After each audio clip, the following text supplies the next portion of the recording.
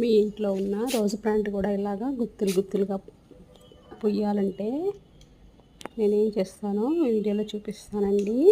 చూసారా మా చెట్టుకి రెడ్ రోజెస్ ఎంత చక్కగా వచ్చాయో.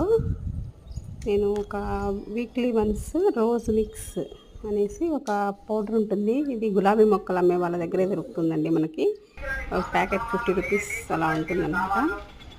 ఇలాగ వేరుకి కొంచెం దూరంగా, కాండానికి దూరంగా వేసుకోవాలి. ఒక టేబుల్ స్పూను, పెద్ద స్పూన్ అనమాట నిండుగా ఈ రోజ్ మిక్స్ పౌడర్ని వీక్లీ వన్స్ అలా వేసుకుంటే చక్కగా గుత్తులు గుత్తులుగా మొగ్గలు వస్తాయండి మన రోజ్ ప్లాంట్కి.